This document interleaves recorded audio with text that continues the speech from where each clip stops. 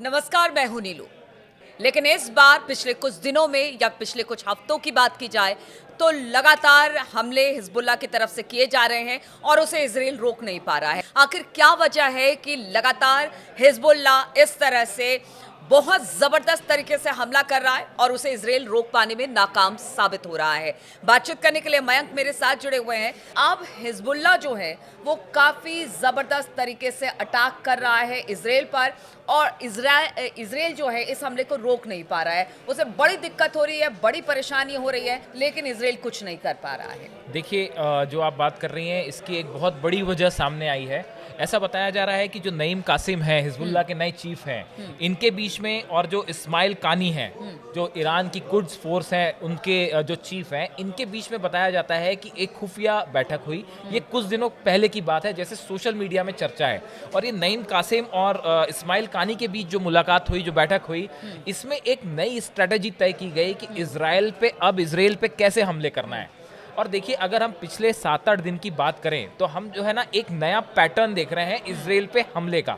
देखिए, ऐसा बताया जाता है कि इस मीटिंग के बाद इसमें यह तय हुआ कि अब रोज हर 5 घंटे में करीब 5 से 10 रॉकेट इजराइल पर लेबनान की तरफ से फायर किए जाएंगे, ऐसा इस मीटिंग में तय हुआ है।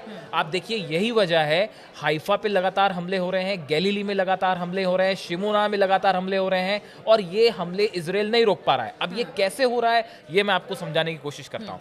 देखिए, इस बैठक में बताया जाता है कि 3-4 चीजें स्ट्रेटजी तय की गई, उसके बाद जो है वो अटैक का एक नया पैटर्न सामने आया। एक तो मैंने आपको बताया कि ये तय हुआ है कि हर 5 घंटे में इजराइल के ऊपर जो है 5 से 10 रॉकेट्स फायर करने हैं। दूसरी ये चीज तय हुई है कि दिन में कम से कम 3 बार इजराइल पर बड़े हमले करने हैं, जिसमें 50 से ज्यादा रॉकेट्स फायर करने हैं। देखिए, एक कितनी देर में हमले होंगे ये पैटर्न तय हो गया है, दिन में कितने रॉकेट्स फायर किए जाएंगे ये पैटर्न तय हो गया है। देखिए, हम आपको बताते हैं कि अभी हाइफा में पिछला जो अटैक हुआ था, हाइफा में 90 रॉकेट्स फायर किए गए। लेकिन इसमें खास बात ये थी कि पहले 10 रॉकेट फायर किए गए, उसके बाद थोड़ा सा इंतजार किया गया और अगले 60 सेकंड के अंदर यानी 1 मिनट के अंदर करीब 80 रॉकेट दाग दिए गए। आप समझ रहे हो इस पैटर्न को? देखो, आप गैलीली में 10 रॉकेट दागे गए, उसके बाद थोड़ा सा वेट किया गया और अगले 60 सेकंड में 40 रॉकेट दाग दिए गए। देखिए, ये पैटर्न है अटैक करने का हिजबुल्लाह का, जो पिछले 7-8 दिन में सामने आ रहा है हमारे। तो क्या यहाँ पे एक सवाल ये भी उठता है, क्या जो आयरन डोम की जो कमी है, क्या उसे पहचान लिया है हिजबुल्लाह ने और उसी को आधार बनाकर कि हाँ, इस तरह से अगर हम हमले करेंगे तो शायद ज्यादा नुकसान इजराइल को होगा? बिल्कुल ठीक पकड़ा आपने जो आप कह रहे हो। ये आयरन डोम को कैसे डॉज दिया जाए, कैसे उसको चकमा देके हमला किया जाए, ये इसी की स्ट्रेटजी है। आपने 10 रॉकेट फायर किए, आयरन डोम उसमें इंगेज होता है, उसके बाद तुरंत थोड़ा सा वेट करके एक साथ 60 रॉकेट दाग दिए गए, एक साथ 50 रॉकेट दाग दिए गए। इसी का नतीजा है कि हाइफा से जो हमलों की तस्वीरें सामने आ रही हैं, जो गैलीली से तस्वीरें सामने आ रही हैं, वो बता रही हैं कि रॉकेट्स गिर रहे हैं और बड़ा नुकसान हो रहा है। इसी के अलावा मैं आपको एक और इंपॉर्टेंट चीज बताऊं, आलमा रिसर्च इंस्टीट्यूट है, इसने एक रिपोर्ट अपनी दी है। इस रिपोर्ट के मुताबिक अब तक क्या हो रहा था कि हिजबुल्लाह जो इजराइल के बड़े शहर हैं, या आप ये कहें कि ये दक्षिणी इजराइल का जो इलाका है, यहाँ पे पहले करीब ऐसा होता था कि 27% जो रॉकेट फायर हो रहे थे उसमें 27% रॉकेट इन इलाकों में गिर रहे थे, जैसे कि हाइफा हो गया, एक्रे हो गया, गिलियोत हो गया या तेल अवीव। इसमें 27% अटैक हो रहे थे। लेकिन अब हिजबुल्लाह ने इसको बढ़ा के 42% कर दिया है। कहने का मतलब यह है कि अब 42% जितने रॉकेट्स हिजबुल्लाह की तरफ से फायर हो रहे हैं, उसमें से 42% रॉकेट्स ये इजराइल के बड़े शहरों में गिर रहे हैं। हाइफा में गिर रहे हैं, एक्रे में गिर रहे हैं, गिलियोत में गिर रहे हैं, तेल अवीव में गिर रहे हैं। इसकी वजह से ये तबाही की ज्यादा तस्वीरें जो सामने आ रही हैं, हमारे दर्शक कई बार हमसे पूछते हैं कि क्या आप किसी पुराने हमले का जिक्र कर रहे हैं? हम पुराने हमलों का जिक्र नहीं कर रहे हैं, ये लेटेस्ट हमले हो रहे हैं, रोज अटैक्स हो रहे हैं और उसकी तस्वीरें भी अब सामने आ रही हैं। अब देखिए, पहले क्या हो रहा था, हिजबुल्लाह जो अटैक करता था तो वो जो इजराइल का लेबनान बॉर्डर का 5 किलोमीटर का इलाका है, जिसमें कई गांव उसके हम बता सकते हैं कि जैसे नहारिया हो गया या शिमोना हो गया या मनारा हो गया, इसमें करीब पहले जो है वो 54% अटैक होता था। रॉकेट्स जो हमले होते थे वो 54% होते थे, उसको घटा के अब 39% कर दिया है। देखिए अब फोकस जो है वो इसराइल के बड़े शहरों में है, जहाँ पे केमिकल हब्स हैं, फैक्ट्रीज हैं, जो हमने कल बताया था, ज्यादा डैमेज करने के लिए। तो देखिए दो बातें सामने आ गई। पहली बात तो ये हो गई कि इसराइल पर कितने रॉकेट फायर करने हैं, इसकी बकायदा स्ट्रेटेजी बनाई। दूसरा, कितनी कितनी देर में रॉकेट्स फायर करने हैं, इसकी स्ट्रेटेजी बनाई।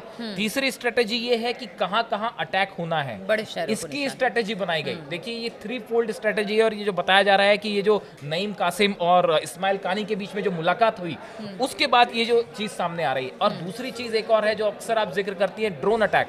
आप देखें तो ड्रोन अटैक की संख्या इसराइल के बड़े शहरों में लगातार बढ़ गई है, जो कि बार बार इसराइल के आयरन डोम को एक तो लो फ्लाई करते हैं, अंदर आते हैं, जिससे कि बड़ा नुकसान हो रहा है। आप देखिए हाइफा और नजरेत, ये जो शहर हैं दोनों, यहाँ पे दोनों जगह पे बड़े ड्रोन अटैक्स हुए हैं। और देखिए हाइफा में तो कई जगह जो है वो धमाकों की आवाज लगातार सुनाई दे रही है, जो वहाँ से तस्वीरें और वीडियो सामने आ रहे हैं। शहर में अक्सर जो है वो सायरन अलर्ट्स हो रहे हैं हमलों को लेकर। वैसे ही बताया जा रहा है कि हाइफा में 3 रॉकेट एक अपार्टमेंट में गिरे हैं, जिसकी वजह से अपार्टमेंट तबाह हो गए। कारों में आग लगने की तस्वीर सोशल मीडिया में जम के वायरल हो रही है कि 3 कार जो है वो धू धू कर जल रही हैं इसराइल में।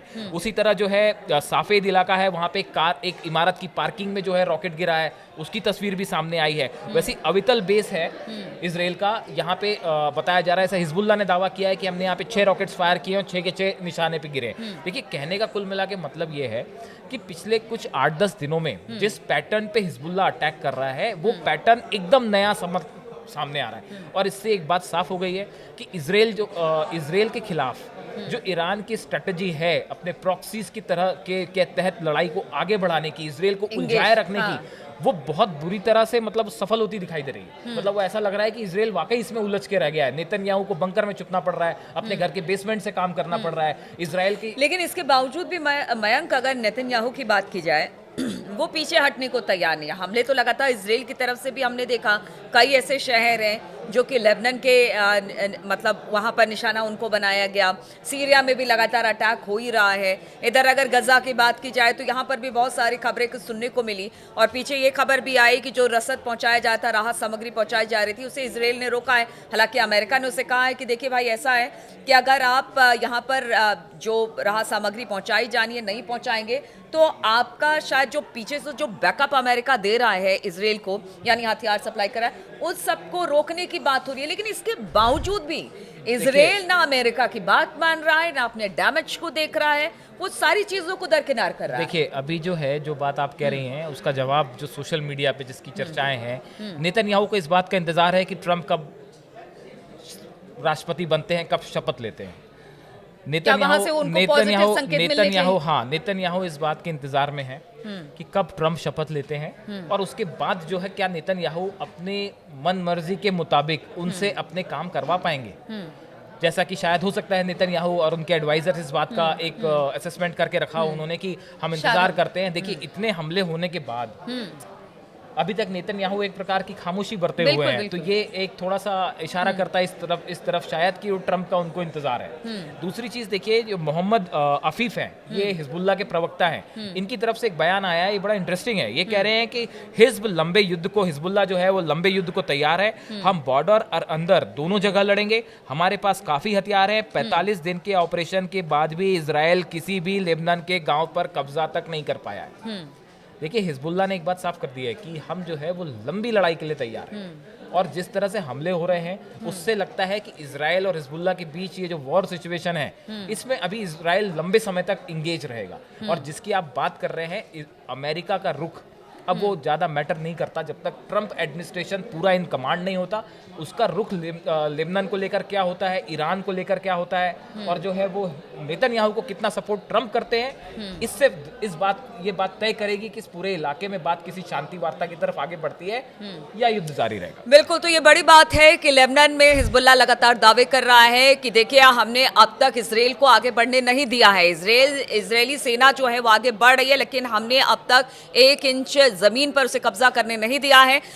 हम लंबी लड़ाई करने को बिल्कुल तैयार बैठे हैं। लेकिन दूसरी तरफ इसराइल है कि लगातार हमले कर रहा है, हिजबुल्लाह के भी हमले हो रहे हैं, और इंतजार नेतन्याहू को ये है कि शायद जब ट्रंप शपथ ले तो उनके लिए कोई अच्छी खबर वहां से निकलकर सामने आ जाए। इस खबर पर लगातार ही हमारी नजर बनी रहेगी। आप बने रहिए हमारे साथ।